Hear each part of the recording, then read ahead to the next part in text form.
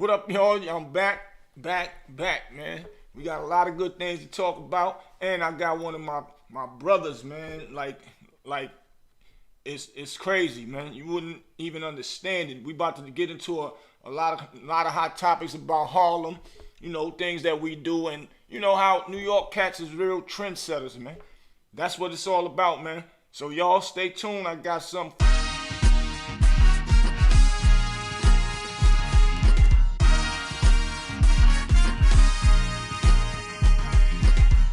Yeah, man. What's up, y'all? I'm back, man. It's your boy Big Boosie, as y'all know.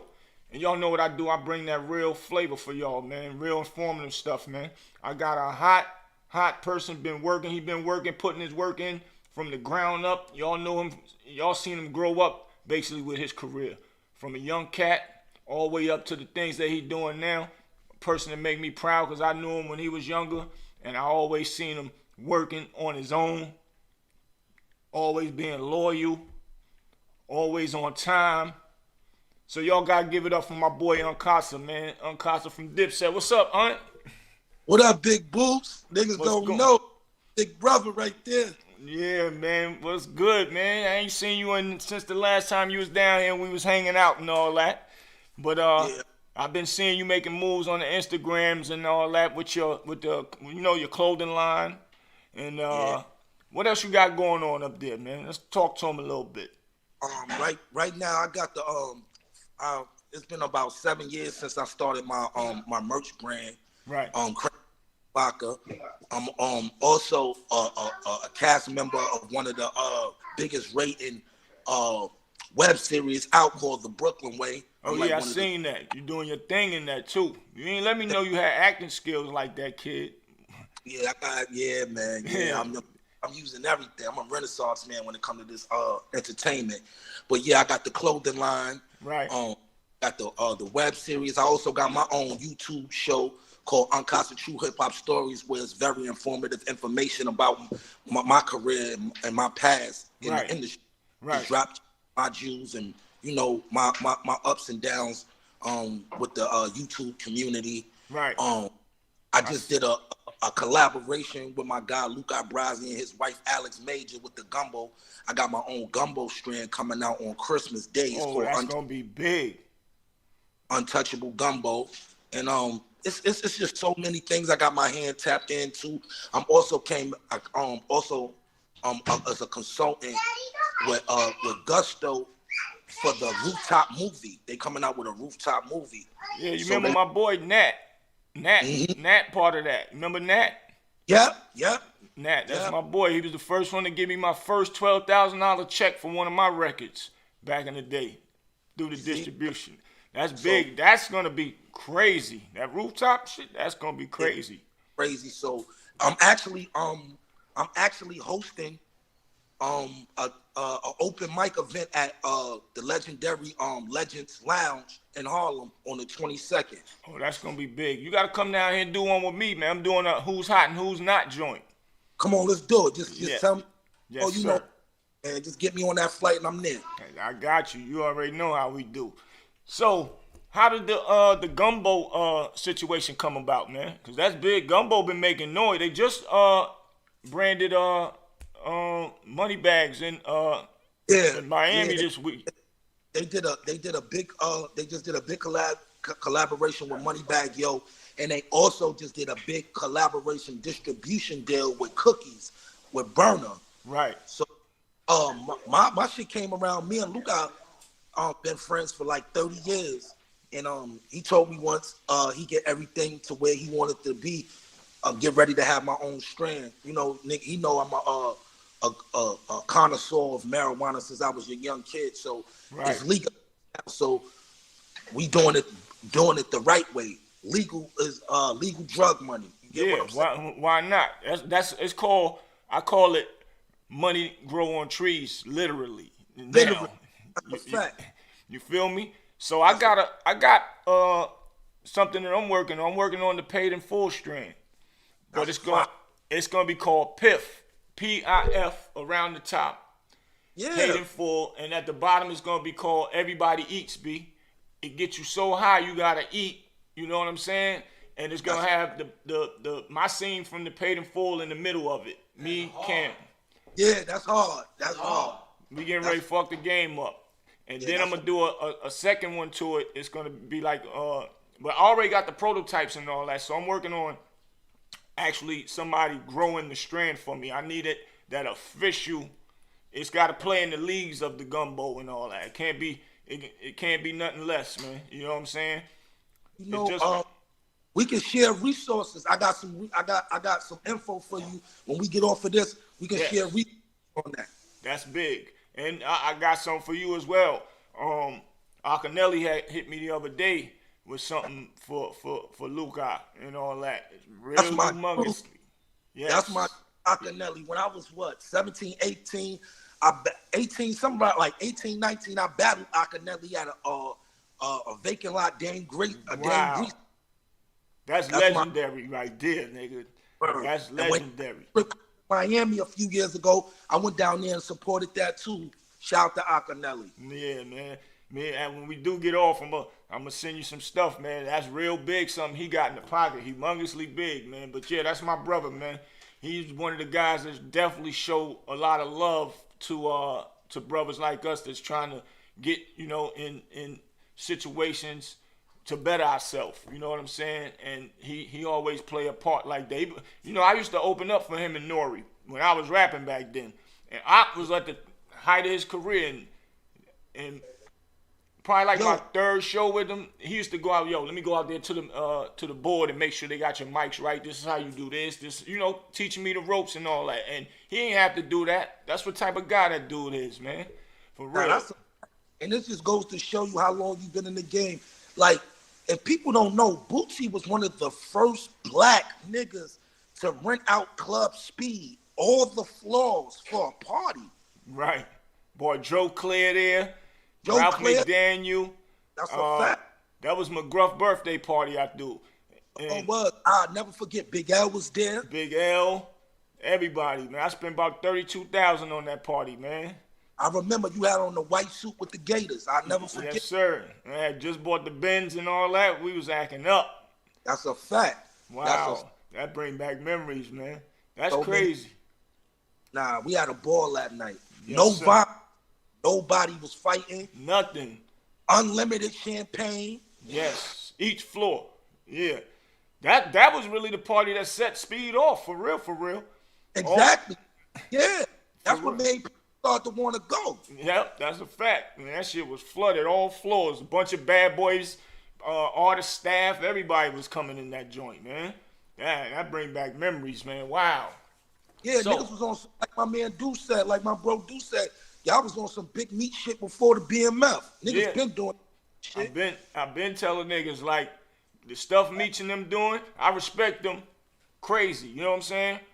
But that's how it goes. We've been doing it, and they probably heard about, and not saying per se me, other people in New York doing big boy things, and they just took it to another level. But it's a fact, we've been doing all that. The parties, throwing the parties ourselves, coming through with them big toys, doing with all the pretty girls, all the jury, like we've been doing it. But, somebody always gonna elevate, and it's a blessing that, people see and take, knowledge and go to the next level. That we did it. We took knowledge from other people to get where we at. You know what I'm saying? So that's a fact. And one thing I always say I love about you, man, your personality and your kind heart, and also that you never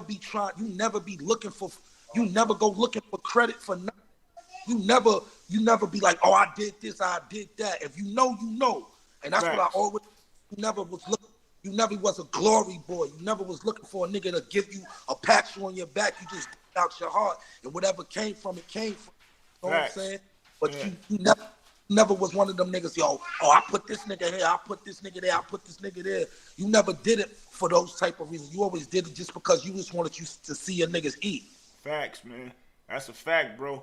And I appreciate that. I appreciate you even saying that right now and paying attention to that, because one thing I know, it ain't all about trying to shine or shine better than somebody. I like to put my friends on and help somebody get right. So if we hanging out, we arguing over who gonna pay for the food this time. You paid for it last time, hun. It's my turn now.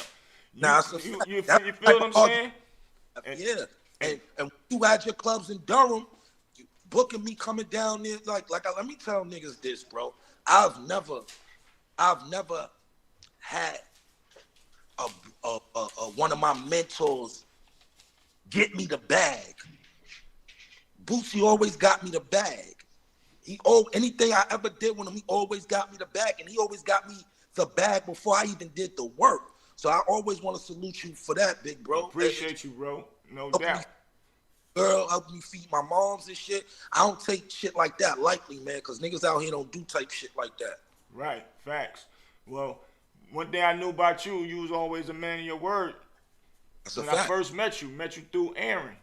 Lil Aaron. That's a fact, shout. And yeah, big shout to Aaron. And Rest in peace, Shaka. yeah, we dedicating this one right here to my brother Grand Shaka too. We're gonna get back to that. All watching right now, that's live. Let's take us a 5-second moment of silence for my man Grand Shaka. Let's do it. Rest in peace, Grand Shaka. Rest in peace to my boy, man. Grand Shaka was the one who taught me how to DJ, man.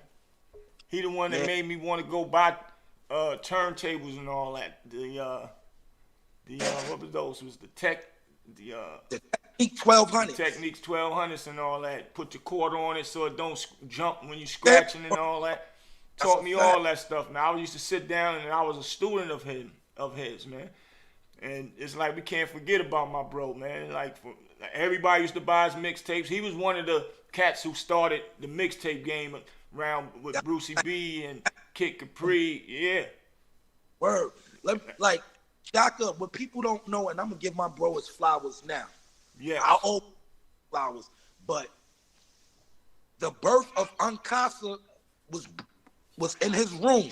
You was there before me, and I got to. You already know they used to call G Room the room top. Yeah, no doubt. That was the room top.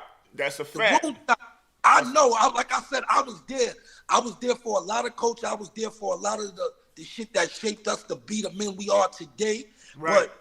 But Shaka was our cool hurt. Right. That's a fact, man. My first recorded, the first time I ever heard myself recorded on a tape was in Grand Shaka's room. First person I ever put a mic in my hand and showed me how to hold the mic. Don't cover the top of the mic. Hold the mic straight in front of your mouth. Right. You ain't got to tell. The mic is going to pick up everything you say. Right. That came from Shaka, man. Wow, that's big, man. And we always used to be in the room, bunch of niggas in the room, and he in there cutting it up. We in there having fun. We'd be either in the hallway hustling. It get cold or it get hot, we like, man, fuck that. It's time to disappear. Everybody go right there in Grand Shaka house in the room and be hanging out with him. He used to love just DJing for us right in there, man. When AZ used to get his mixtapes, he gave AZ one for free. He gave A one, A liked it, started letting Rich Porter and all them hear it. They used to always come and buy one from him, man. That's a fact. And then what people don't know, what people don't know is like, AZ, Little Aaron, Big Boosie, y'all all came up in the same building. The legendary 723. That's a fact. Legendary 723, man. Pat Porter lived in there. Pop, all the sisters. That's a fact, man. Also, Grave Digger. Like, that's a fact, my boy Digger. Rest in peace, my boy Wayne. Yeah, word, man. That's crazy. Word, like, we came from that era where we came, Cream Team. We came from that era. Like, I remember the TYG house parties. Yeah, it's facts. Yeah, that's a fact. Yeah, wow. You get deep on them. I forgot about that. Word, Hill Crew days, Hill Crew style TYG. That's a fact. That's a fact. Hill Crew, boy. From the hill, never ran, never will, baby. That's a fact, and we still repping like that, man. We still out here repping that, like we actually came from that cloth. Yeah, that's a fact. That Egyptian cotton that they don't make no more. That's a fact. Fire Rose was in, they don't make that. That's that shit we was squatted in from birth. You know what I'm saying? That's why we still here. This is one of the reasons why I do what I'm doing now, so we can let them know, so they can understand. Like, what we was doing was real. What we was doing was not good to be glorified, but we took a negative and turned to a positive. And hopefully these young cats will follow suit by listening to our old stories and watching what we're doing now. You know what I'm saying? Because too much of that killing is going on for nothing, and like it's wild. And I wanted to touch on that because I was shout out to you and Unique for that that great interview. That was a beautiful interview, man. Appreciate that. I watched it about 2 or 3 times already, Boots. I just love seeing my niggas prosper, and I love to see my niggas still working. You know what I'm saying? Right. But like exactly what you said in the in y'all Vlad interview is when you was like, I'm not glorifying what we did, but it was a purpose and a reason why niggas was getting killed back in the day. Right. Niggas pouring over a block, or you owed that ticket on them units you got. Right. Wasn't just no unnecessary we running through. And then in another thing, niggas killed who they want. Niggas killed the person that they was supposed to kill. Yeah. They not standing out of the avenue shooting while old ladies and little kids. Right. Niggas walked up on you, put that shit to your temple and blew your fucking brains out. Facts. That's a fact. I put that in one of my lyrics. Now you got a bunch of niggas that just renegades and just killing for nothing. And shooting. And don't even beefing about Boots, they can't tell you. Yeah, facts. Like, we from the era where we can go from 110 to 155th east to west. Mm-hmm. And expect it. These niggas can't go from 7th to 8th. Yeah, that's a fact, man. I tell niggas that every time, man. I got so much love in Harlem, man. So much love.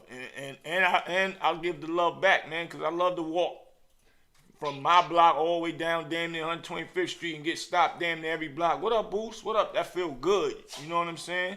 And it feels good. When you did your time and you came home like a man, honorable. Facts. Big facts. And that's all we know growing up. Ain't no telling. We not doing none of that. None of that. So that's why I said in there too, in my interview, I picked my poison. Because I know if I get caught, I ain't telling. So if I do pick the poison to hustle, then I got to go handle that. But other than that, I'd rather do this. And what's fucked up about nowadays, the internet, I said this all week. People are just, the new trend is to say the most despicable shit about a person you don't know. Right. That's never been cool because niggas like us, we ain't gonna broadcast, we gonna bust your head. When we see, we gonna crack your fucking shit to the white meat. Facts. Because they're putting out information that's frivolous and is not true. Facts. And we came from the era, you call a nigga a rat, you better stand on that shit and you better have the paperwork to back that shit up. That's a fact. I tell niggas, man, don't tell me about nigga ratting, man. You ain't got paperwork. I don't care about who told who and he told him and she said this. Even if he is and you don't show no paperwork, don't do that. Because where we come from, niggas will fuck you up for that type of shit, man. So don't do that. And what they doing to Gunna is so unfair right now, bro. Yeah, I wanted to get into that, man. Let me tell you what niggas don't understand, right? I'm listening. All right. Everybody's playing out. The motherfucking case is so weak, everybody's playing out. Right.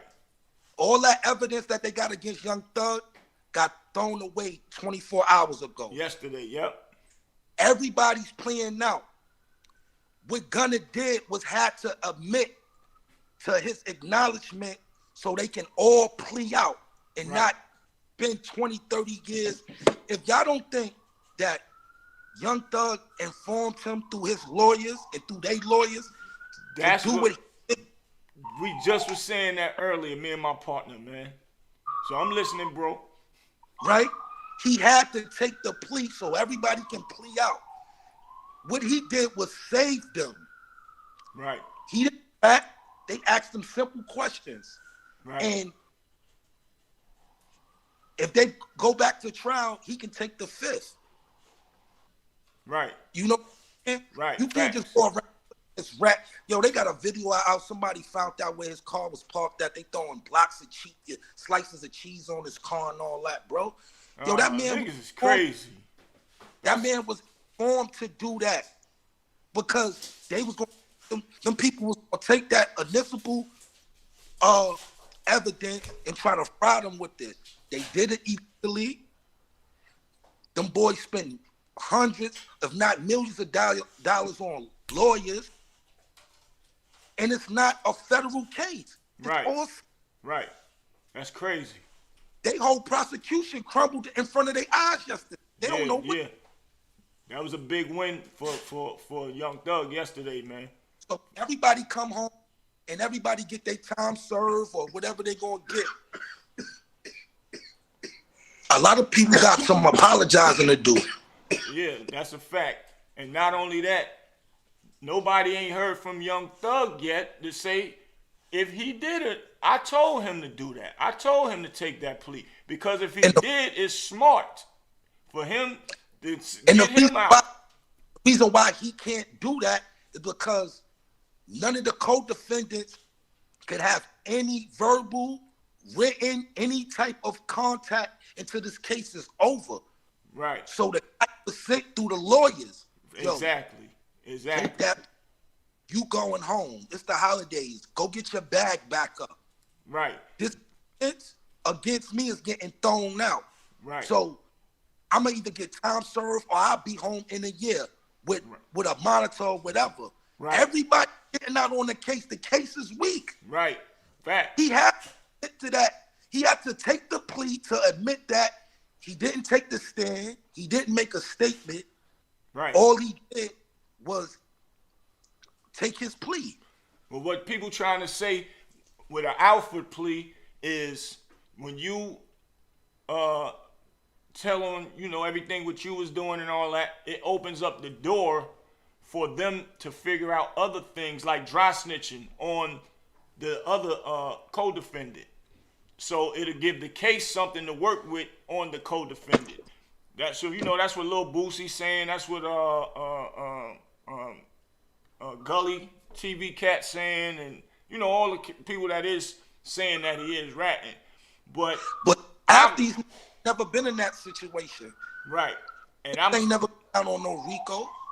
And right, so that's what I'm saying. Like, yo, I would rather wait to see what if Gunna told him to do it.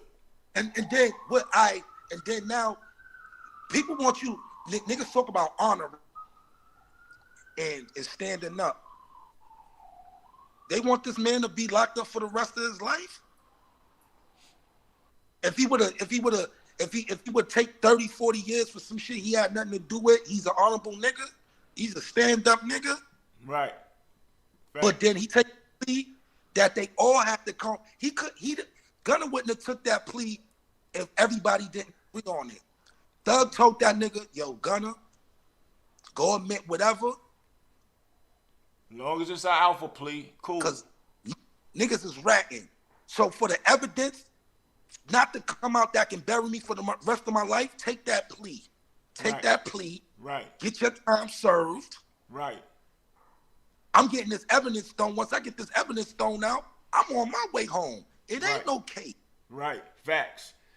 And so after it give him chance for his boy to go out there.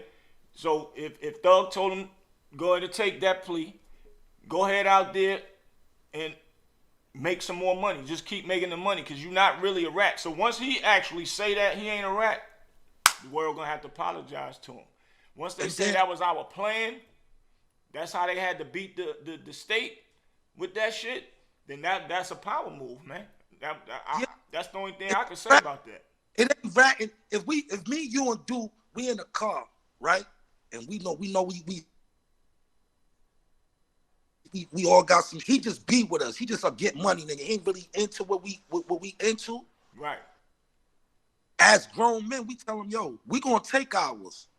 Right. Admit to your shit. We gonna take ours. Right. Don't worry about it, rat. This is our ploy.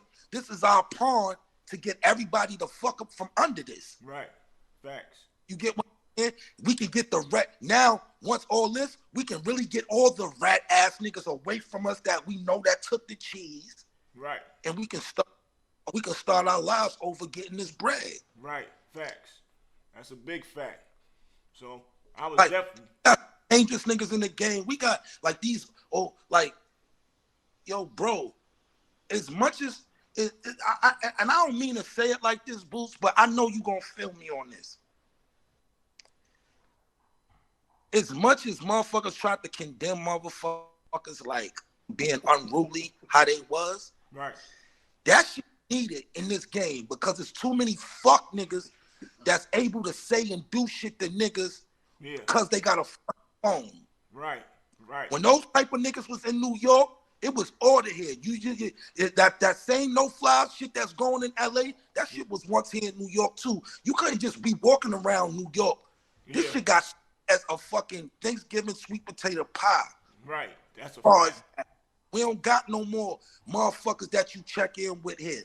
Nah. We got that shit back into place. And I'm not saying on a negative way. It got to be some big dogs from our region that motherfuckers answer to. So a lot of this shit stops. Because niggas can just go on Clubhouse or go on their Instagram and say anything about a nigga to piss on a nigga's character. Yeah, and that's man. not shit. And what's crazy about it, it's like the negative information travels quicker than positive information. Everybody want to hear something negative about somebody. Like, that's crazy.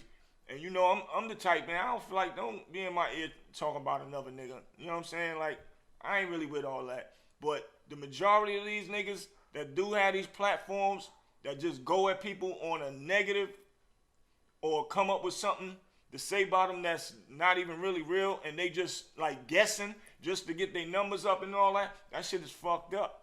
And you know, that's what I'm staying away from with this one. Nah, you got positive shit. Like, I got people up. I got a couple of people that be wanting to bring me on their platforms, but they always want to go at the negative. I don't really got nothing negative to say about niggas, because you know what? A lot of the guys I was dealing with at the time was young.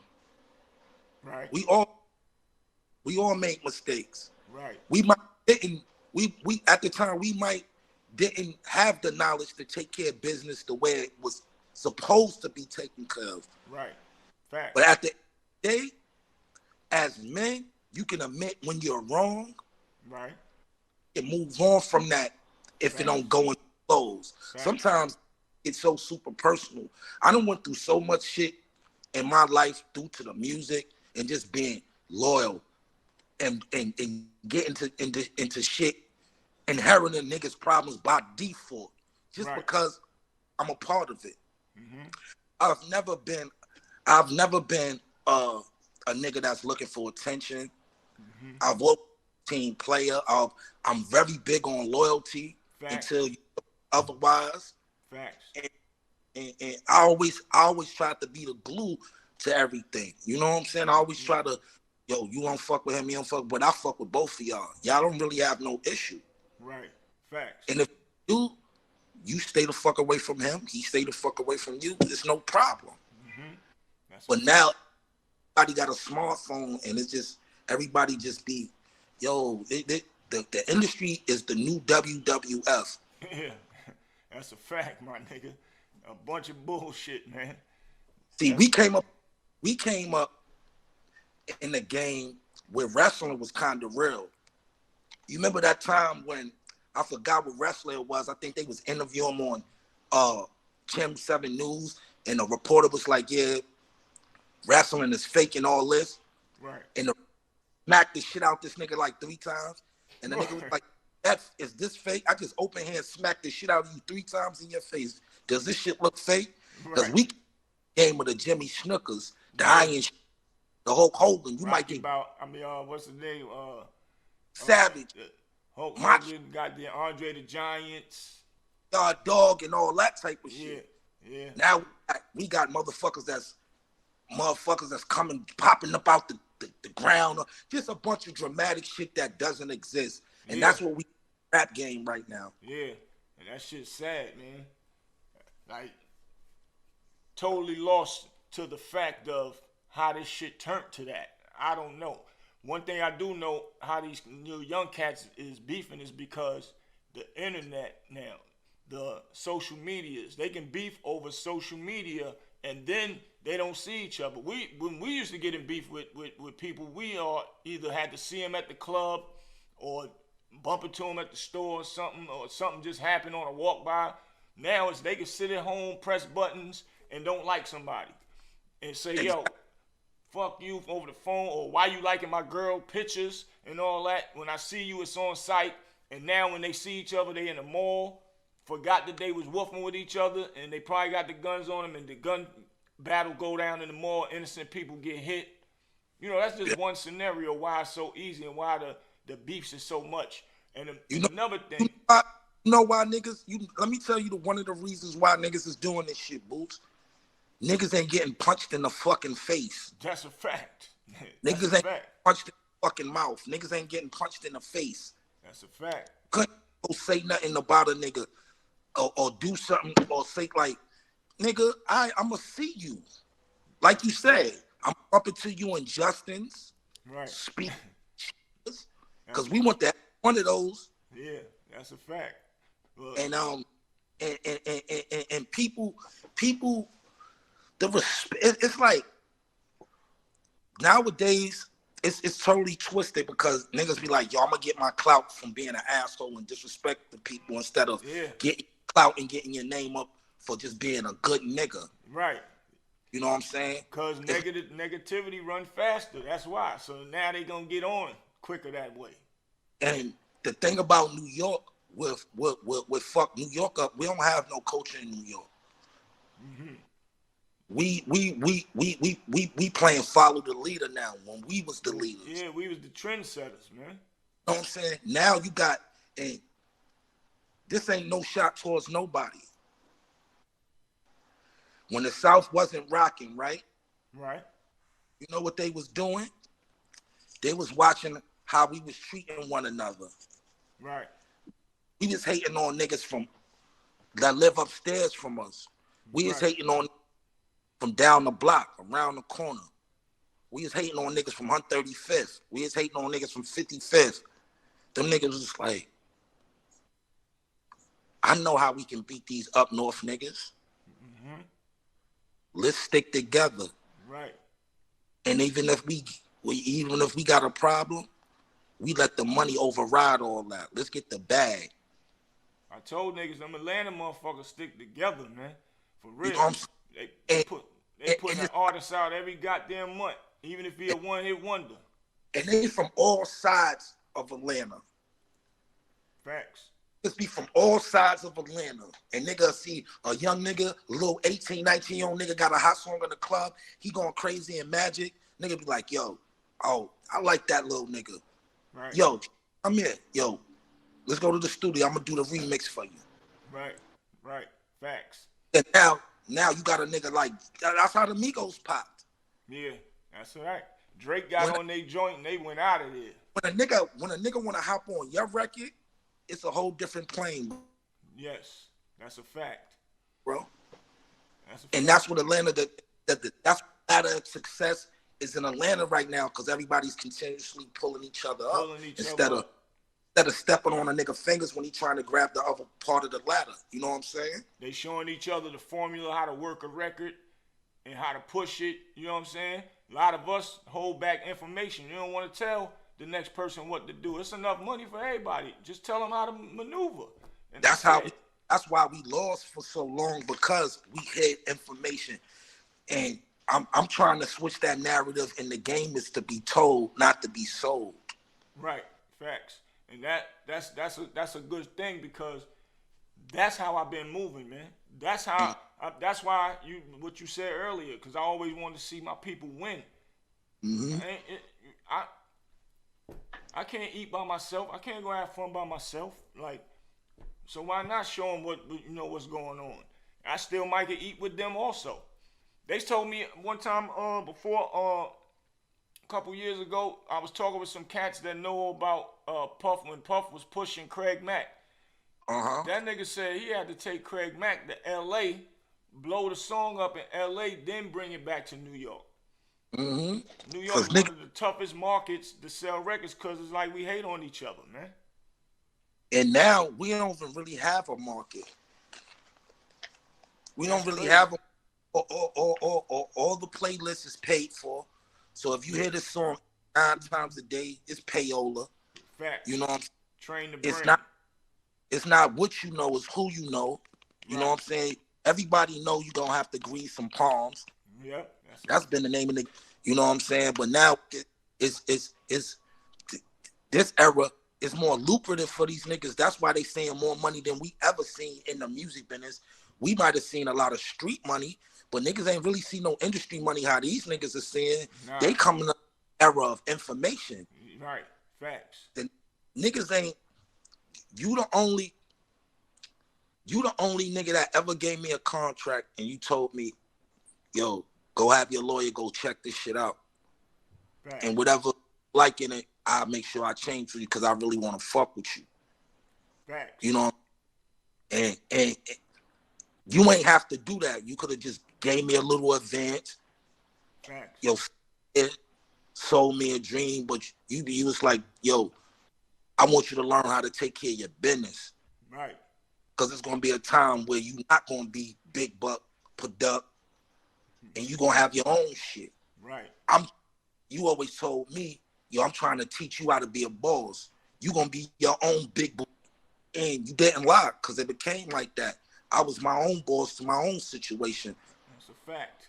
That's a fact. Hey, and that just come from a nigga like you not trying to jerk a nigga, but just trying to show a nigga how to empower himself and get some fucking bread. Facts. You know?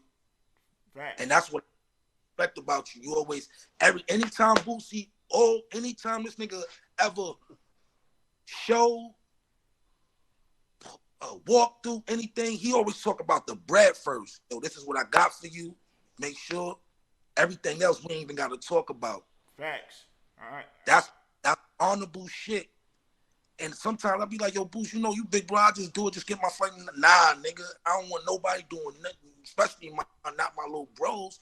Yeah. This shit is I'm gonna make money tonight too, as well as you, nigga. That's a fact. We gotta eat together, my nigga. That's how it goes. So that's one of the great qualities you got, Boots. Nah, I appreciate that, bro. Quality you got, man, because I know I done made a bunch of money with you over the years. Smoking on. That's a big fact, man.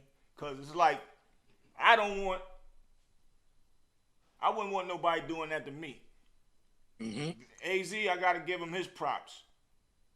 I learned that from him. He always made sure people got money, ate. Even if you made him mad and he cut you off for a little minute, he'll see you later, back rocking with you, putting money in your pocket. So that's all I knew. Jerking niggas, that just ain't in my blood. I don't feel right walking around and I know I really got over on somebody. Some people can walk around with their head up high like they really didn't do nothing to somebody, man. That's in their mental. And that's crazy. And why not teach my brothers to get right, get on? Look, I'm still here talking to my nigga, and you make it to you, and you making moves. And I just asked you just to do the interview, and there's no problem, no hesitation. That's what's called being real, and why you should stay being an honorable person, man. Because you don't know where you're going to see this person at again a few more years down the line. You don't want them saying that nigga was full of shit. I ain't fuck with that nigga. And for the viewers, this ain't no overnight shit. Boosie been fucking with me since I was 17 years old. I'm 43 now, bro. Facts. Big facts. And he can vouch. I've been the same nigga since I was 17 years old. Every time I talk to you, man. Every time. Ain't nothing. It's always love. We don't even got to talk to each other all the time. But whenever we do, it's like we never missed a beat. Period. But you know, you'll get them out of the nowhere text from me. I love you, big bro. Just I hope all is well. Keep doing what you doing. You know, I get those things like you say. What was known ain't got acknowledged. Exactly. It ain't even got now. Niggas know where niggas' hearts is at. We stay true with one another. Anytime you ever ask me to do something, I'm gonna tell you. If I tell you I'm gonna do it, I'm gonna do it. It's simple as that. It ain't no going back and forth. It ain't no negotiating and all that. Let's do it. Let's get this shit. You called me the other day and say, yo, bro, I need up on the show. Let's do it. Time to place.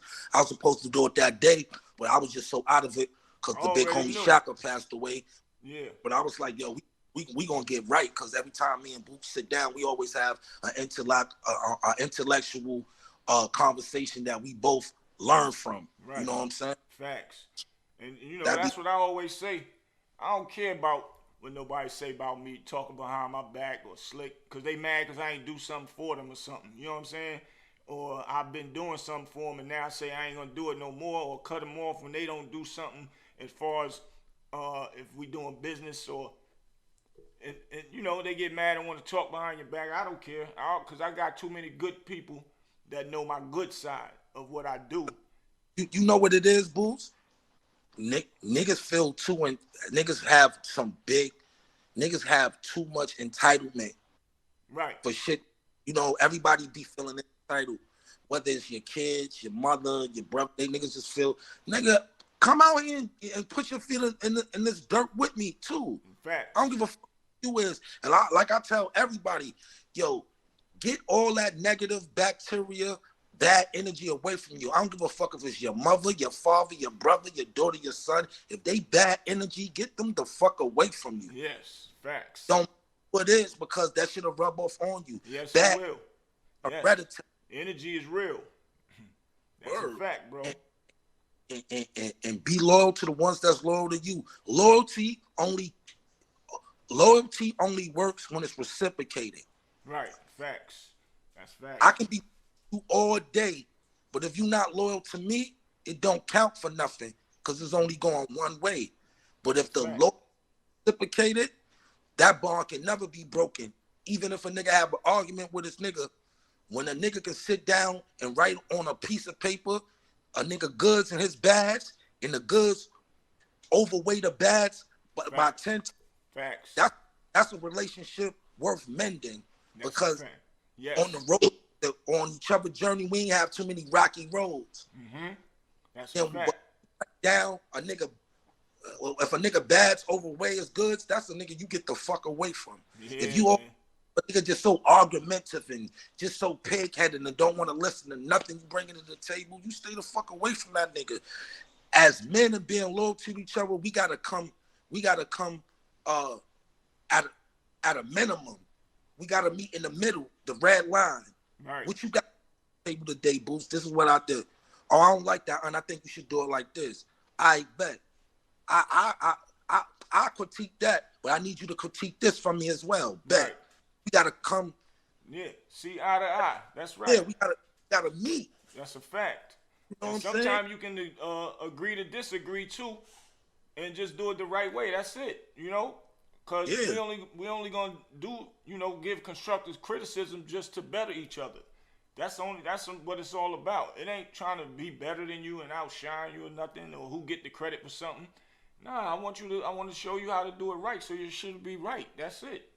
And that's it. And loyalty only brings great results when you loyal to each other, man, or loyal to whatever you're doing. It's only gonna bring great results, man. So you can tell the type of integrity you have, because you still relatively have a lot of the relationships you've been having for the last 20, 30 years. That's a big fact. You know what I'm saying? Like, a lot of people don't give.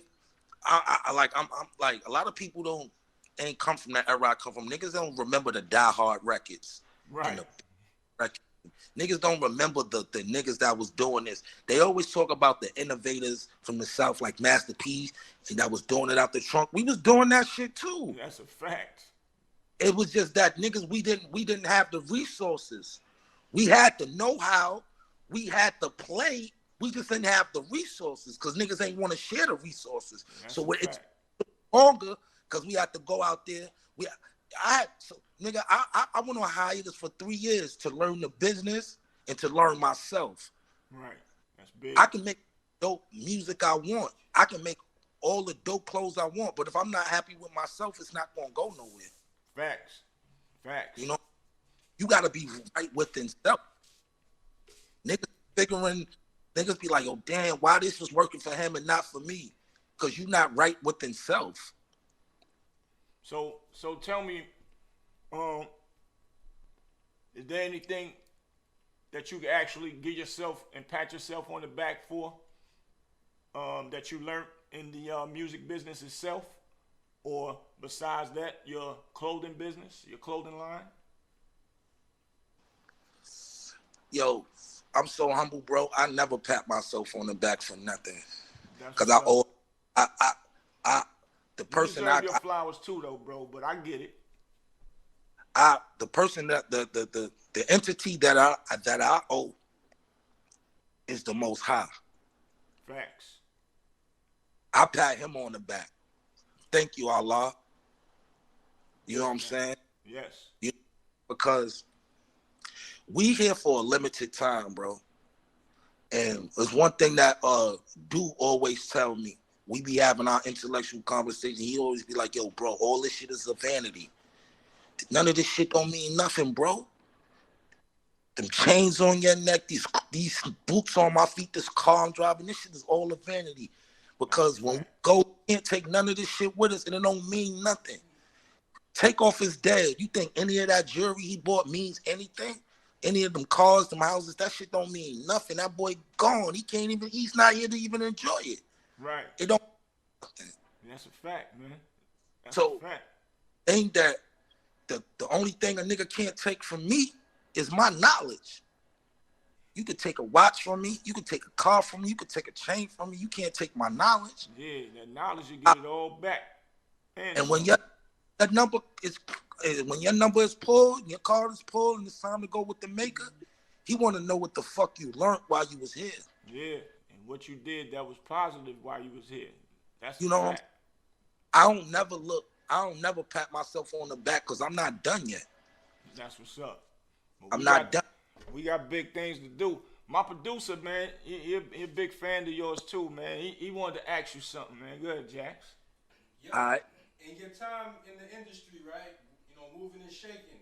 What are some critical things that you didn't know that you learned that you probably wish you had learned, or you should advise people that coming into the industry blind? Like, what are some critical things you learned in your time in the business? It's no love in this shit, and they only fuck with you when you hot. You can be a brand new artist. You can be a brand new artist in a label. You walk through there, you popping. They asking you, yo, what you want to eat? You want some Mr. Childs? You want some Benihana's? This, that, and the third. Let that album flop. Let them don't recoup on you. Them same people that was offering you weed and offering you food and all that, you walk through that same office, niggas is walking past you, not even speaking. Right. Wow. Niggas fuck with you for what you can do for them. That's the critical thing. That was the hardest thing that I learned in the game, that niggas don't love you in this shit. This shit ain't about love. This shit ain't called music friends. Music Right. shit. Music, this is called music business. And this shit is... Exactly. You ain't making me no money. Ain't nothing to talk about. Is how they do you, my nigga, for real. So that's the hard... Respect. So quick question, and I'm gonna let you go. I know you got stuff to do, man. Type of shit. When we was doing our thing and all that with the music, or trying to get you to that level, and then I think I got locked up around that time or something. So explain to us how you got with Dipset, bro. Alright, so I got it with Dipset around 2001, around that time, like 2001. Me and Jewels, we lived in the same neighborhood forever. Right. At that time, I was hustling on 145th between Amsterdam and Broadway. We came up with a little group of people called the Taliban. Me, my man Kiani, T-Money, Luca Brasi, that got the big gumbo brand right now. And we was just basically out there panhandling every day. CDs, DVDs, whatever we can get our hands on, we sold it. And we made a name for ourselves. So when the rappers and shit and celebrities used to come to 145th, we used to run down on them and sell them shit. Right. You know what I'm saying? And one of the people that used to come all the time and come fuck with us was Camron. Wow. So this was around that Matter of fact, let me go a little back. I say I would start fucking with Cam like around 1999, 2000. I'm Okay. gonna say around the SDE days, because I remember they was doing "What Mean the World of You" and all that. Right. Come to her 45th and fuck with us. This before Jimmy was rapping and all that. This before Joel Santana. This before the Rockefeller deal. They still was on Sony. So yeah, Stan Spit was down with them at the time. You're right. Exactly. Yep. Stan Spit, rest in peace to Fat Sean. That was Cam crew at the time. Six Figure Digger. They was the original Diplomat. So Cam used to come through all the time. Right. And one rainy day he came through with me and Luke. I was sitting in the van smoking weed and shit. And I basically introduced myself and I was like, yo, that's dope that you signed my man Joel Santana. That's a good look. So he was basically like, yo, you know Joel's and all that. I was like, yeah, that's my bro and shit, LeBron and shit. We from the same hood, Battlegrounds, all that. Right. On 50. Man. So he was like, you the nigga they be saying spit? So I was like, yeah. So he like, let me hear something. So I spit like 50 bars from Cam. And from that day on, Cam was like, yo, you Dipset. I fuck, you know what I'm saying? That's what's Man, up. down with the set. That's big. As time went on, like I said, we would sell millions of CDs. I mean, like, for real, we would sell over 10, 15,000 CDs, like, in a day's time from 7 in the morning to 9 at night. Like, going to re-up 1,000 CDs, 3,000 CDs, is 3 CDs in a box at the end of the night. Shit like that. Right. Every day for years, for 5-6 years straight, we was doing that, right? Wow. So my man Key was like, yo, I'm tired of selling all these niggas shit. You the fucking rapper, nigga. Make a tape and we gonna sell that shit out here. Mm-hmm. So I was like, nigga, I'm with that. Right. We started recording these mixtapes in the little hole in the wall studio. First bundle of songs I got, pressed it up on CD, made a little mixture cover. They ain't even have no picture on it. Just said the best Unkasa over freestyle beats, and that shit blew. My man Kiani, he was like, yo, we gonna monetize this shit. I'm like, monetize? What the fuck you talking about, nigga? Right. This before internet, any social media. I'm telling you, this is 1999, 2000, early. At a young age. At a young age, 18, 17, 18 years old. Not even 20 yet. So he like, yo, we gonna monetize this shit, nigga. So I'm like, monetize? What you mean? He like, yo, we gonna, anybody that buy this CD, we gonna make them sign their name and they address in a book and how many purchase. Next thing I know, weeks go on, we filling up black composition notebooks full of names, front and back page. Wow. Some niggas is buying 5 CDs, and you know, in this era, it was a whole lot of money on the streets. 45th was the place to come to get you know what I mean, and your clothes. That's a fact. Spot, a gold mine. You know what I'm saying? So anybody that would come on that strip, I'm selling my CD to. Yeah. We out there, we go get a parking spot 7 in the morning. We ain't leaving until the last sneaker store closed on that shit, and that's 9 o'clock. So imagine 365, even on a rainy, snowy day, we out there selling CD, merch, anything we get our hands on.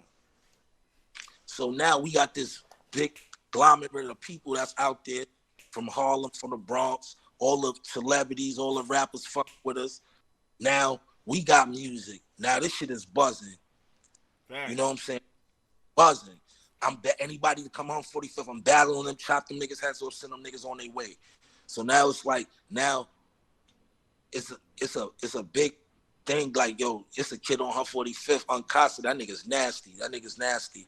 So now all of underground, upcoming niggas is coming to fuck with me. Lincoln.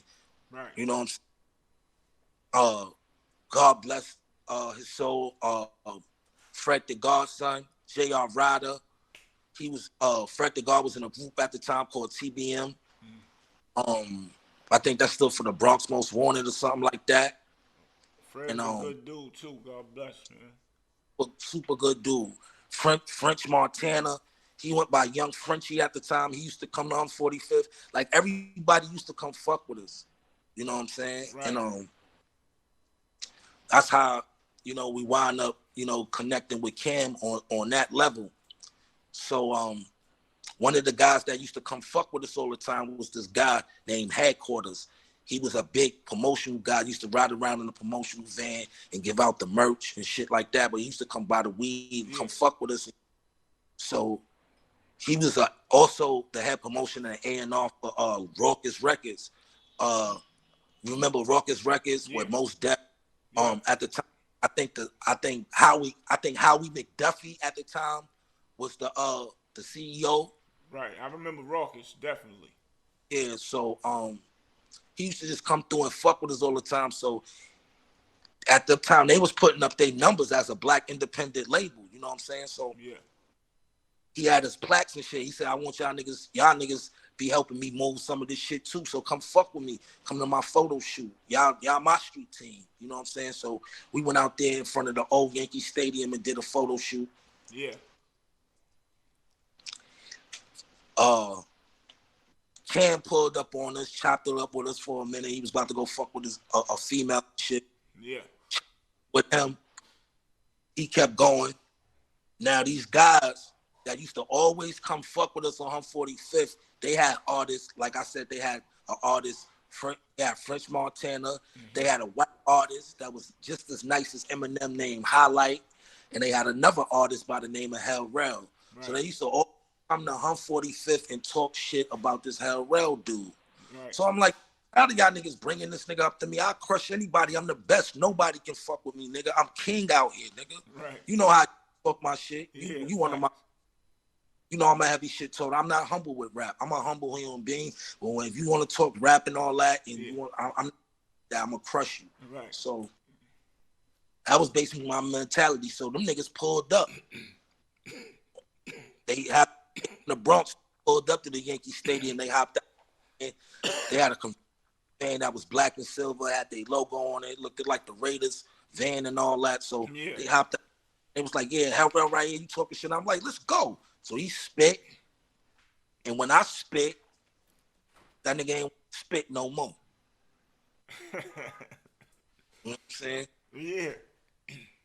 Fast forward 2 days later, he come to 145th to come fuck with the Taliban, and I was just so happy going in the studio that day with my man Kiani. Yeah. And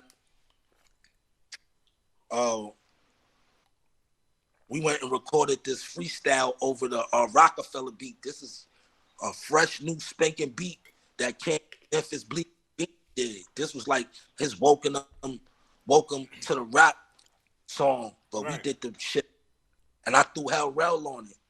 So one day, Cam pulled up, and I gave Cam a CD, and I was playing it, and I was like, "Yo, listen to this shit that we did over your beat," and he was like, "You killed it." Then He'll Rell came in, and he was like, "Yo, who that?"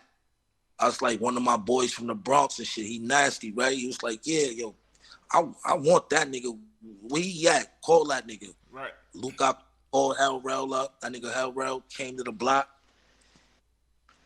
At that time, he was like a week away from going to do a 5-year bid. So all that shit y'all heard from him, he did in a few days. And then went and got shackled and went up north to Clinton. And that's how really Cam and them really started fucking with us, because I continuously to put out music. Right. We met this guy named Shice at the time. He was heavy in the bud game. He had the rawest purple haze out on the streets. Right. So he on 45th all the time and spent a bunch of money shopping. And he was like, "Yo, I fuck with y'all. I got a few artists myself.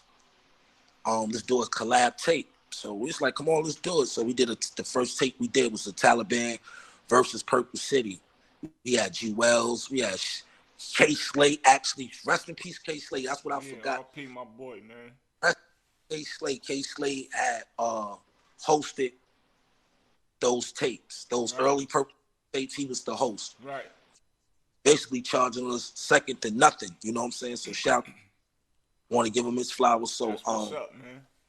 we was putting out the tapes, and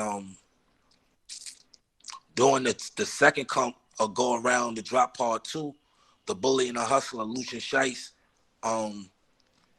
Luke got caught a bid. He had to go upstate and do like a 1 or 3. You know what I'm saying? And you know, I wanted to continuously. I was confused. You know what I'm saying? I was just going through shit with mad deals and shit. So I was like, yo, damn. Every time shit get going, a bump in the road come. You know what I'm saying? So, yo, don't let that shit discourage you. Look, I know you know this music shit, so help me put the tape together, and we're gonna push this shit, press it up, and we're gonna act like Lucia's still here. So we put the tape out. Shit crushed the streets. You know what I'm saying?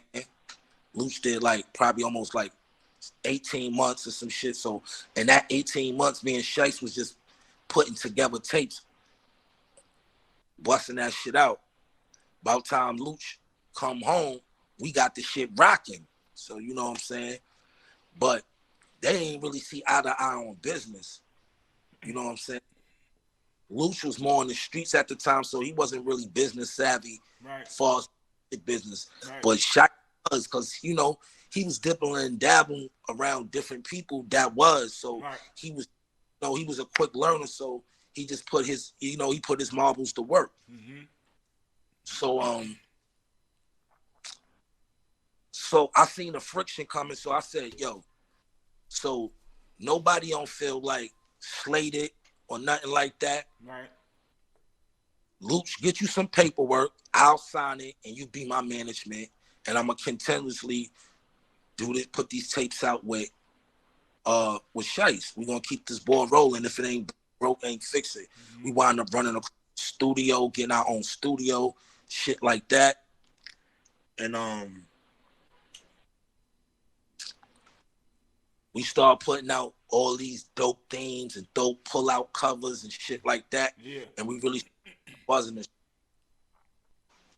But in the midst of that, I had just walked away from a deal that I was with locked in at Blackground Atlantic Records, mm-hmm, with Barry Hankerson, Aaliyah Timberland, etc.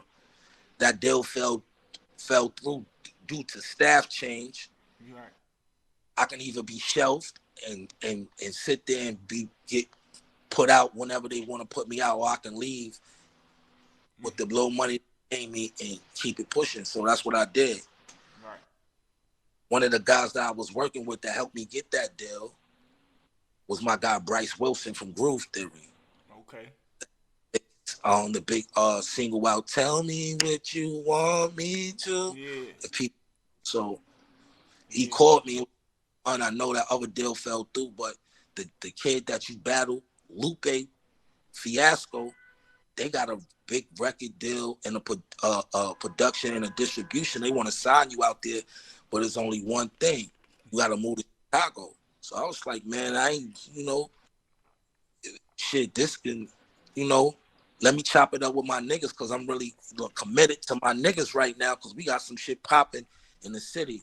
Right. So I sat down with Lucian Shice and I told him, yo, niggas can offer me a deal, but the only thing it is, it refers to me moving to Chicago. So it's like, I said, but I must finish my obligation. Before I leave, I'm gonna finish up all these tapes, do whatever I gotta do, and I'm gonna go to Chicago and see what this shit is about. Right. So it was like, yo, that shit gonna help us, nigga. You know what I'm saying? That's a fact. So, you know, I fulfilled my obligation with my niggas. In between that, I caught a gun charge.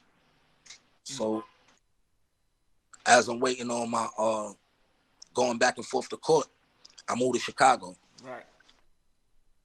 So as I moved to Chicago, I'm just out there with Lupe. Stack Bundles was actually a part of First and Fifth also. Word, wow. You know what I'm saying? Stack Bundles, man. So when I moved out there, he moved back to New York. And it's crazy that we wind up both messing with Dipset after we was with Lupe. Right. You know? Yeah, that's crazy. So I'm out there for like a year going back and forth to court. You know, before I moved to Chicago, I was in the studio while Cam and them was working on the Diplomatic Community album. Right. You know what I'm saying? You know, Then the fact that he discovered He'll Rell on my tape, he was like, yo, everybody come in the studio. I ain't promise you it's going to make the cut, but come lay some shit down. So, I'm in the studio with Cam, and I'm in the booth, and I'm kind of fumbling on my words, and I get a little nervous because Damon and Biggs, they walk in that shit. Right. They got these Rockefeller chains on. The only time I see them niggas is on magazines, TV and shit. So right. I got a little nervous, and Cam was like, yo, get the fuck out the booth. You been rhyming all day. Get your shit together. Go smoke or something, man. You bugging out. Right. So I was a little embarrassed, so I left the studio. So next day, Cam pulls up on me all reckless on 145th, almost damn near ran me over in his truck. And told, yo, get the fuck in the truck. Don't ever leave my studio sessions. I'm trying to get you on, nigga. Right. So I hops in the truck. We go down the baseline. Guru in there by himself. And Cam was like, yo, nigga, you making me go through all this fucking trouble. That shit better be fire, because he talking to me in the booth. Yeah. Guru had record the whole time. So that whole conversation from the Diplomat intro was really edited together from a conversation that me and Cam was authentic. So, you know what I'm saying? So a lot of people don't know the producer of that beat of the Diplomat intro was Kanye West. I came in the game with Kanye West beat. Wow. That's right? Crazy. So I do the track. Like I said, Cam didn't promise ain't nobody nothing. He said, whatever makes the cut, makes the cut. Right. Mr. All This, I moved to Chicago.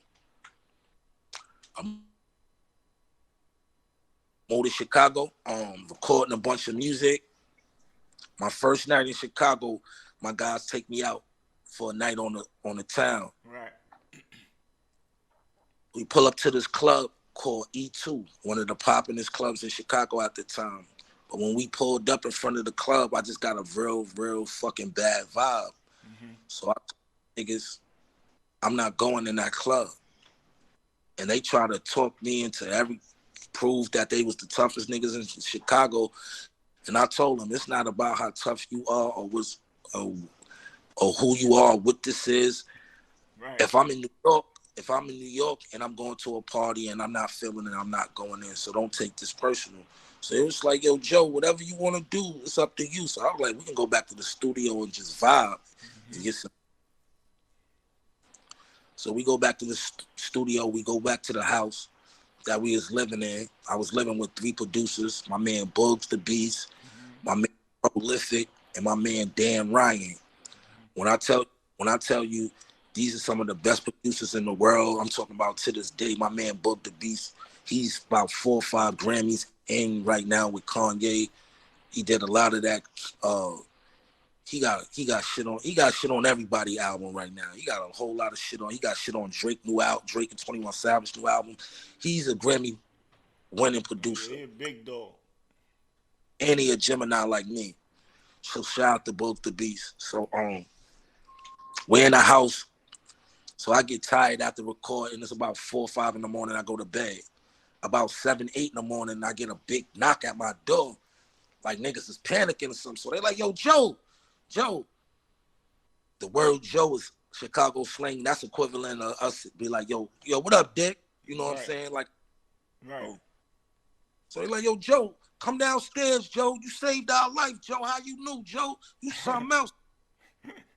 Wow. So I'm like, I'm halfway asleep, still got eye snot in my eyes. So I'm put on my glasses and shit, run downstairs to the lower level where all the production stuff is at. And the news is on. And it's just a bunch of people crying, and you seeing a bunch of people getting pulled out the club. I'm like, yo, what I'm watching? He was like, Joe, that's the club we took you to last night. 22 people died in that shit. Wow. You knew. Yo, that could have been us, Joe. That could have been us. Wow. That's why I'm very heavy on spiritual. I like when they say, what they say, always listen to your mind. Yeah. Fact. And Your first thoughts. the first thoughts, Yeah. and my not going there, and I went off that. Right. Bad bitches all over that shit and all that. Yeah. But I'd rather go work that night and Fact. I save life. So as the time go on, like I said, I caught a gun charge, so I'm going back and forth to court. I come back to New York to 100 Center Street to get sentenced, and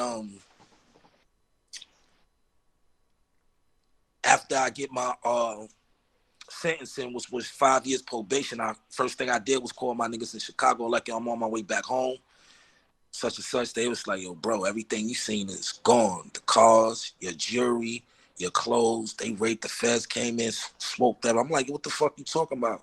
It was like the feds came and snatched Chili. Wow. Shout Free Chili, shout my guy. Damn. That was the C. You know, he got convicted of 44 kilos of heroin in a storage space, rental space. Damn. That's crazy. And they gave my man like 40 years for that. And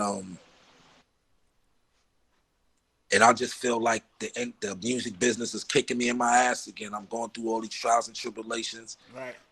I'm falling into a depression. I'm like, yo, damn, shit getting popping for me. Shit get raided. Now I'm back. Now I'm back in New York. I might as well keep my ass in New York. Yeah. And by the blessings of Allah, that's when all the Dipset Purple City shit started popping. So it was like a blessing in disguise. So like I told you before I left for Chicago, I put in wild work. We done put out all these tapes. So Yeah. when I get back, I get to see the effect all these hours in the studio got. So when I come back to New York, I'm not one of the hottest niggas in the city, not even knowing. Right. That's It's crazy. like, you know what I'm saying? I'm calling back to New York to Shice like, yo, these fucking tapes is going crazy, nigga. Selling out, nigga. I got a little no bag. internet. Yeah. Work, not no anything. I got a little bag. No, you have to be outside. Fact. Hand to hand, handling like. So Fact. he's like, I got a bag for you to come. I'm like, word? He said, nigga, when you come back, I got a little bag for you. Sit to the side from CD sales. So I came back, came home to a little bag and shit. Right. Shout out to Shite. And that's when everything started popping, and then the CDs paid off until this guy named Chuck Wilson wanted to sign us to a 50-50 venture deal with his label on Baby Grand. So right. Like right after the mixtape, we caught us a deal. But before we caught the deal, we had put this song out called Purple City Bird Gang. Yeah. Shot in the middle of Harlem, paid like $30,000. We shot on 30 millimeter film. Mm-hmm. And the rest was history. The next thing I know, I'm turning on my TV late night, BET Uncut, Purple City Bird. Wow. Watching Video Music Box, Purple City Bird Gang. Watching BET, Purple City Bird, and I'm like, damn. And it's crazy because after we shot the video, unfortunately, Shice's crib had got robbed, right? Yeah. They took the money, a bunch of jewelry and shit, and you know, he was kind of in depression. He didn't want to fuck with nobody after that. Right. And all we had video, right? We was like, yo, we got this video, we sitting on it, we sitting in this funk. How we gonna get this monkey off our back? At the time, you know, Smack DVD was real heavy in the streets. Right. So we gave the video to Smack. He put it on the Smack DVD. That shit spread like wildfire. Wow. The reason how our video got on BET, our video was snuck through the service of Def Jam by Camron, being affiliated with Camron and Jim Jones. So when they was putting their videos through, our shit was going through that Def Jam service. Right. You know what I'm saying? Right. So it was like the promotion that we would have probably had to spend thousands of getting this video placed. Yeah. We got that shit through Def Jam. Right. You know what I'm saying? That ain't So, a blessing, boy, from God. What? so you know, we caught the deal, and what was another fucked up part about being in the industry, realizing that niggas don't love you and all this shit is fake, is that it be your own niggas that be mad at you for getting on. Yeah. Man, Chase got our deal. We hardly got any congratulations from the niggas we was around. And that's the whack shit, my nigga. Like, for real. Like niggas was not happy for us. Niggas was actually bitter and mad and did everything not to co-sign if they had to. And if they want to co-sign, they wanted us to give them half our budgets and shit.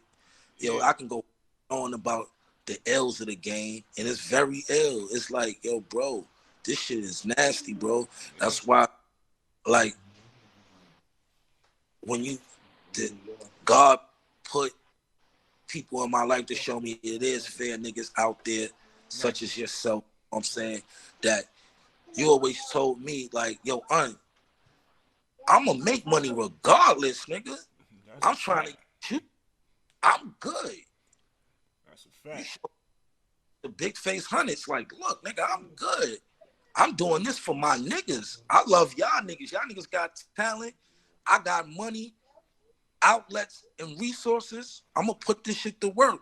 Fact. So at the end of if it worked or not, we took a chance with each other. That's a fact. And no, I'm fair with you. You know what I'm saying? That's nigga being big. Like, what else can you ask for? Like I said, you could have just flashed a bunch of money, mesmerized niggas off you big bootsy in the streets getting money from here to Durham, and just going off that, and use your street manipulation skills just to get your young niggas under you signed, give us a few dollars, and sell us a dream. But you ain't do that. You gave us a choice. You can be like, you can sign this or not. I'm going to do me regardless. But if you sign to me, I'm going to make sure your best interest is at my hands. Facts. I'm going to negotiate some shit that I would sign for you. We not doing nothing with nobody if I'm not feeling it. If it's something I wouldn't do, I'm not going to put you to do it. Yeah, and I don't want your publishing, none of that. You do it, you keep all of that. Let's just make some money together, and I'm cool with that. Whatever I teach you and you get in a position, what I did for you, do for another nigga that deserves that same chance. That's a fact. And that's what I go off, and that's what's not in the game. Everything, you know what I'm saying? Yeah. Like, bro, we came up under that real code of the streets. We came up under that real underground part of the music business. Like I said, before Bad Boy was really big, it was Big Buck Productions. Before that, it was Young Guns of Harlem. You always try to put your best foot forward when it came to that. Even if you said, fuck it, I'm a rap for a few albums. That's a fact, motherfucker. You know? So, yeah, like, and only a fool not gonna learn when he around bosses. Yeah, that's right. That's right. That's the only way to learn. It don't go off of age. You can be an 8-year-old and learn from anybody. The only thing you gotta do right is observe. Me, I will observe the game. See, me, I'm cool with not being number one in the room. Me too. That's a fact. I'm cool with being number 11. I'm cool with just being a part of the team. I'm cool if you bench me on and we win a championship. I go get a ring. Still gonna get a ring. That's a fact. I might have not been a power source for the team to win, but I'm still a part of the team. That's a fact. I know how to go, nigga. If you you can be younger than me, but if you the boss and it costs for me to go to the store and get the ice in the cups, I'm gonna go to the store and get the ice in the cups. Yeah. Ain't no with me. See, that's the that I always was mad about, because I was like, yo, I know I'm dope. I know I'm talented, but I don't have no ego. Why you niggas is running off so much ego-fied shit? Right. You know what I mean? I don't got no ego. Like I said, I go to the store. Ain't no problem. That don't make me a little nigga. Nah, not at all. I'm just your homeboy. Want to look out for you because you can't That, make it to the store. I can. Fuck it. I got Speak to him, That's a word. fact. I don't mind doing that. We throw a barbecue, niggas we with every day, they ain't got it. I don't mind putting in the extra 50. Me and you know how many people me and Do fed off of that old essence? All we talk about is the essence we came from. We always stand on that hill shit. We always differentiate ourselves away from niggas like, yo, bro, you gotta understand, we hill niggas. Right. It's a totally different upbringing from being a hill nigga and a down the hill nigga. And that's no respect because I happen to have the best of both worlds. But I'm just saying, when it comes to being territorial and what you rep and what your roots are, you know a nigga gonna rep that hill. You get what I'm saying? Came from the west side, top of that hill. Yes, you know what I'm saying? We just going off of shit that we see that you was doing. Pat Poose and them niggas was doing. G. Law and them doing. AG, we just going off carrying tradition. Who are us to fuck it up? That's right. We just this era. So it be like times do be like, nigga, I don't even give a fuck who put in. Yo, what you got? Come on, let's do it. Right. No doubt. We ain't just doing no Franks and hamburger cookout. Right. We got steak. We got barbecue chicken, lamb, rice, macaroni salad. I'ma love shit, cooking and marinating shit just to feed the hood. We might not even get a plate, but we just happy that we can actually bring more than 50 people together. Right. With drinking and intoxication and the liberation, and everybody go home safe. And we wake up and we can do it all again tomorrow unless we choose. Again. That's right. That's a big fact, bro. That's how we don't really be. I'm 43 years old. I had my time out here playing, man. The streets is a myth. It's not the same. Nobody is off. Nobody goes off of moral respect and integrity. Yeah. Integrity is the best. And being a man is the best quality that you can have is integrity as a man. Yeah. If you have integrity, you definitely have loyalty and respect from your comrade. Right. You know what I'm saying? All that shit out the window now, man. Like I always break down this. Like sometimes you gotta sometimes you gotta break it down into like give niggas different analogies to understand shit because everybody not equipped intelligently. So it'd be like this. Niggas hate for you to tell the truth, right? Yeah. I'd rather for you to pull me to the side, Boost, and be like, yo, your breath stink, yo, go get some gum. Right. Then a tell me. Right. That's a fact. Wait, you telling me now, yo, nigga, your shit hot, nigga. Right. That's a fact. Get some trident or something, nigga. No doubt. It's right. You around me. We don't need that. Right. Or you're rather for a female to be like, nigga, damn, your shit. What you rather? I'd rather for my man to G-check me and get my shit right. Yes, sir. That's a fact. Yeah, you're right. That's what having integrity as a man is, knowing when your man looking out for you and knowing when the nigga trying to play some slick shit. Right. That's a fact. Yeah. That's go off, man. I go off for integrity, man. I look at the integrity. I don't go for nigga pocket. I don't go for nigga watch, his chain, his car, his crib. Yeah. I go for who you surround yourself with and the integrity you have as a man. Yeah, me too, man. Because if you don't got no integrity and no loyalty, I can't fuck with you. And I don't want to hear you start talking about your homeboy and all that around me on some like sneaky sucker shit. I ain't gonna trust you. You talking about him like that? You know what I'm saying? Like if you do foul shit to your family members, I ain't gonna fuck with you. Because if you do that to your family member, you'll do it to me. Like. Even when I seen you in the interview, I was just watching that shit like 7 this morning, and what you always do, you anti-glamorize the game. You never over glorify the game. Never. You'll say, I was in the streets. You don't never say the caliber. I'm doing 100 bricks. I'm pulling up with the bands. You always put it in a way to where. Y'all niggas know me. This is Boosie. I'm still here. I done did my time. Niggas done took shots out. Everything. I'm still here. Thanks. My shit is, it's just like when you used to see wet cement, you carve your name in it. Your shit is already in the concrete, brother. So you don't really, when you get on these publications, it's always you showing integrity. It's like, yeah, I've been there, done that.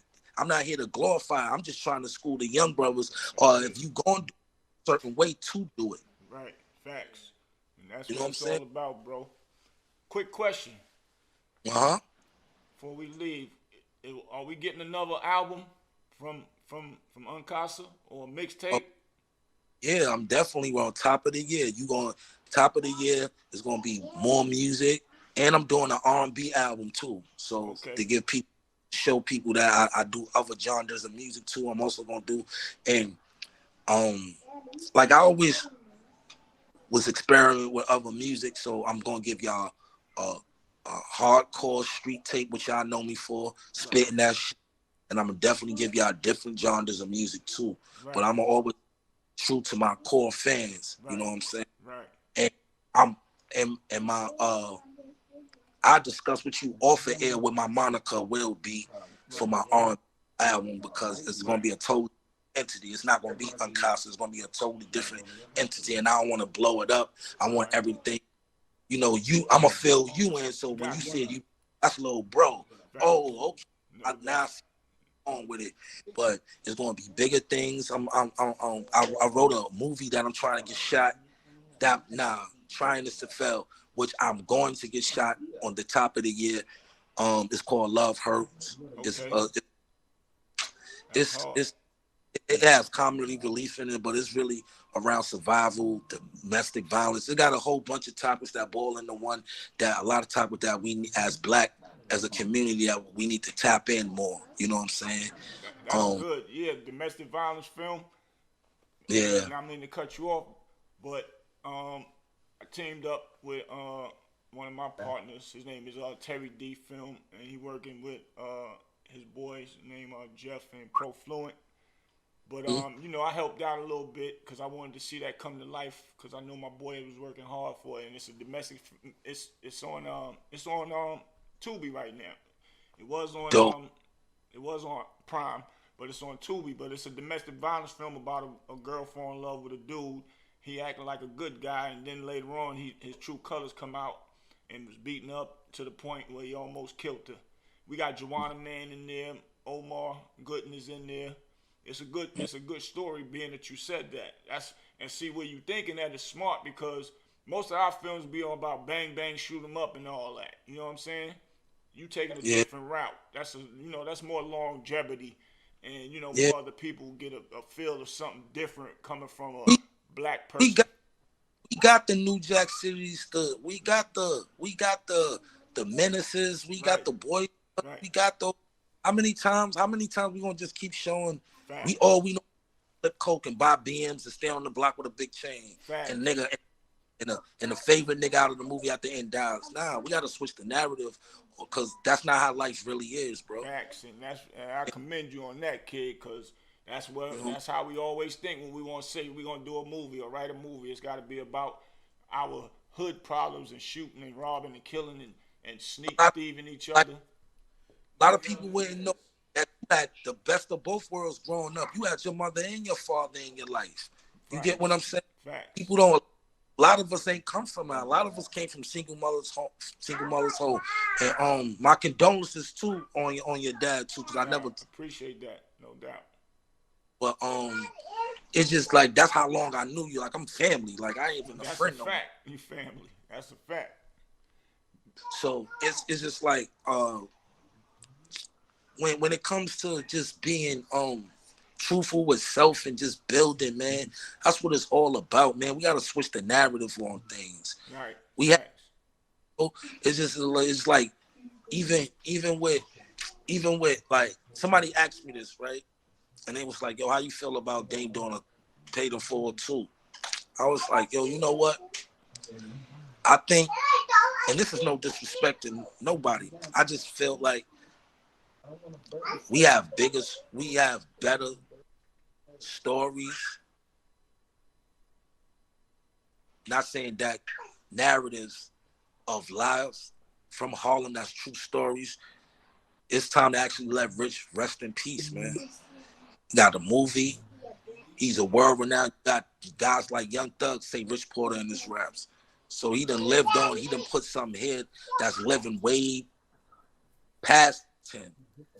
it's time to switch the narrative on Harlem. And if we is gonna give them a paid in full too, give them a whole different story. It was so many guys out here, the Sickles, the Bad Bro.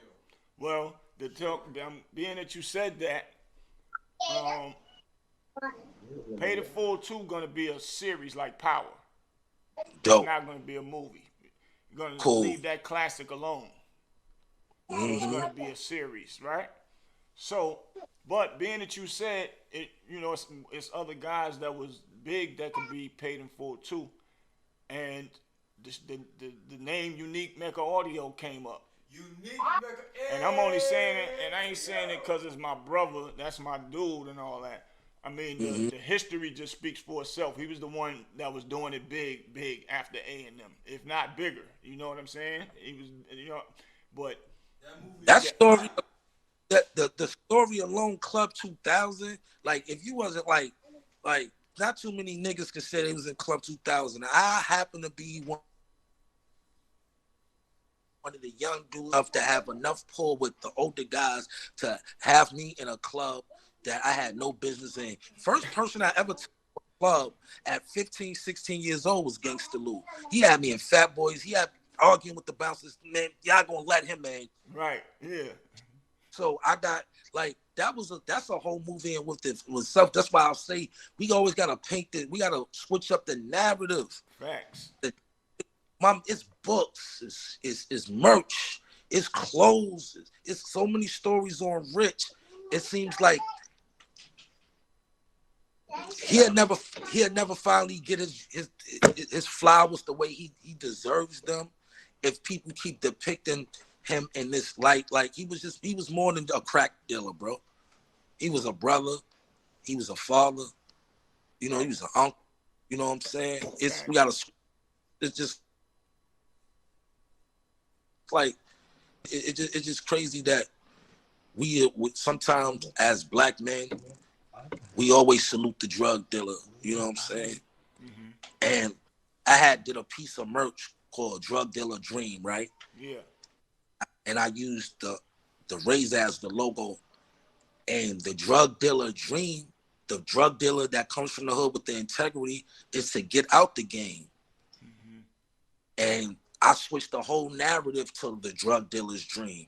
The drug dealer's dream is to cut ties to the streets and become an entrepreneur. So that's what the razor stands for. The razor don't symbolize of cutting coke. Right. The razor symbolizes cutting your ties to the streets. Right. And so the utensil that you use to cut yourself in the game, you can cut yourself out the game. Right. Because the drug dealer dream is, I'm gonna send you some of the merch and sweatsuits this week. Just give me your size so people I gotta wear this up here, man. I gotta wear that on the show, man. Yeah. So niggas can get, so when people ask you about it, you can just give them narrative. Nah, this is not selling bricks or none of that. This is the razor symbolizes cutting your ties to the streets. Yes, I need that. But it's the same thing. The thing that you use to get in the game, you can use to get out the game. You can cut that. You know what I'm saying? That's hard. That's the drug dealer dream. You know what I'm saying? I want to display that here first. Right. You know what I'm saying? That's what's and yeah, I don't know what I don't know your guy name. I don't want Jax. My producer. Jack. Yeah, Jax. I'm gonna also get your sizes and everything to Boots, and I'm gonna send you some merch as well, and y'all be down there repping the drug dealer. Can't wait. Yo, hey, I want to let you know that the best thing about this podcast is you can come back whenever you want. Even if you got a hot topic you want to talk about, call us, and we will turn this shit on, and you can come back as much as you want and promote whatever you got going on, brother. That's a fact. You know what? Another thing I want to do before we sign off, yo, I've never seen so many females get they shot in the game as today. I love it. Yeah, I love it. Facts. I love that the girls is starting to get they just due, because you remember they only back in the day they only let 1 and 2 rock at the time. You know what I'm saying? At the time they had, and after that they had this one, and then Nicki came and reigned supreme. Right. Facts. But now, it seemed like every 60 days is a new one. You got Glorilla, you got this one, you got Ice, and this. It's dope. Time of the women now. Yo, I feel like the dudes in the game, they was so focused about spinning the block and they ops that they lost focus on the craft, and the women scooped it up, bro. Niggas can't fill the void, and they all coming in, and you know what? I love it. And this is what I was. That's a fact, dude. And this is what I want to. Why we on here. I want to chop up to you. I wanted to come down there where you at, Boost, and do like R&B nights. We need to start bringing the love back to the game. I can easily come down there and hold hip hop night or open mic. Let's do a fucking R&B night. Give out some roses to the ladies on their entry. Fly, I'm with that.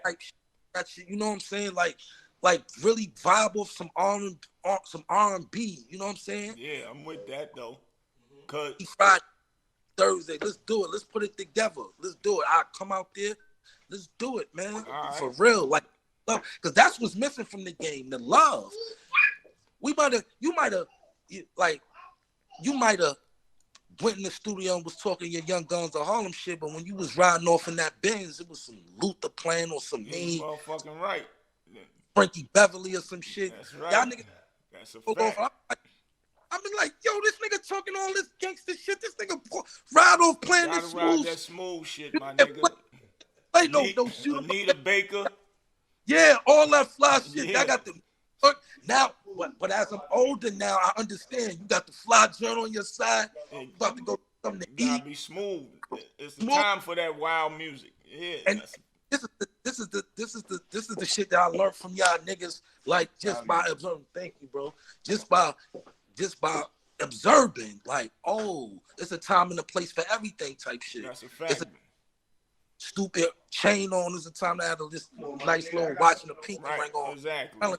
Facts. I learned from you, Boost, man. You one of my biggest inspirations and mentors in this shit. Oh, I just want to give you flowers in front of everybody. Like you, if not the biggest, you definitely between you and the inspiration that I got from all the big bros, but you're definitely one of the biggest inspirations in my life, from doing music to the hustle to fashion to all that. Because if niggas don't know, like Boost might not be doing all that Louis shit now, but that nigga did all that shit. Minks, big chains, diamond rings, the back of the Benz is the size of a sofa, all that type of shit. He been doing that shit.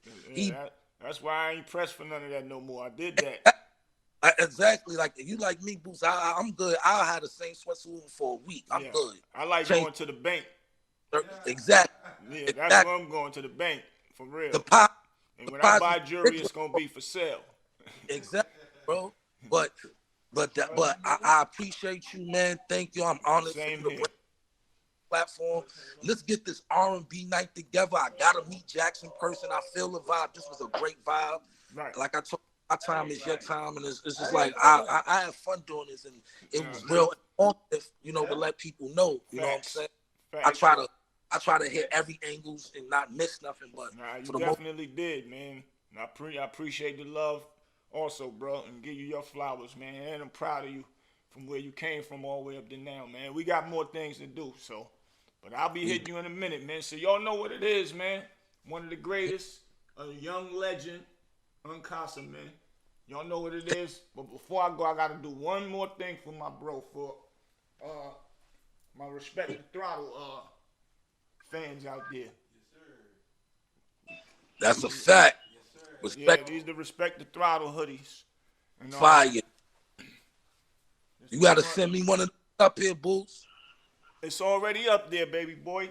My brother G-Head. This his line, man. We gonna push it. I'm telling him you gotta give him one, man, because that's what we doing right now. It's a dirt bike movement, bike life. Now I do, and like I told you too, I forgot to plug one more. I have Crayon Box clothing printing company. So all those people out there that need designs and your merch printed up, you can plug Big Bootsy, my brother. He'll plug you with me. I got my own business doing that. I've been doing that a little before the pandemic, and it's a profitable and it's a good business. And let's get some merch done for your podcast. Bro. Oh yeah, definitely. I'm glad you said all that. We was just talking about that earlier. That's a fact. We definitely was just talking about that. Look how God worked, boy.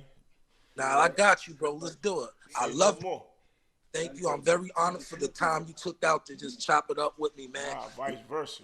The first of All the many. Vice versa. Yeah, right. word. First of many. Young guys, before we sign out, all the young guys out there that's watching, man, everything is about integrity, man. It's a lot of things you can do out here, man, besides just sliding and spinning on the block. But always know, whatever you do, it can be hustling, drug dealing, whatever you doing, always have integrity or whatever you doing. Always do something for a righteous path, not out of emotion, not because you mad. Make sure it's on a righteous path. Because even in the Bible say an eye for an eye and a tooth for a tooth. You just gotta go deep, dig deep enough for the metaphor what the Lord really meant in that. You know what I'm saying? Facts. But, you know what I'm saying? So, yo, I love you, Boots. Thank you, too, Jack. G. Love, Thank you. love. Respect, bro. Anytime y'all need me, I'm here. It's one call away, and let's get this on tonight because I'm really into that. I want to come vibe with some nice Southern ladies and just chill, get that good. I make beats too, bro. I got a joint, man, tailor made for one of your peoples. We gonna talk after this. I'll hit you in a few minutes, All right, bro. I love you, Boots. Love you too, kid. Y'all know what it is, man.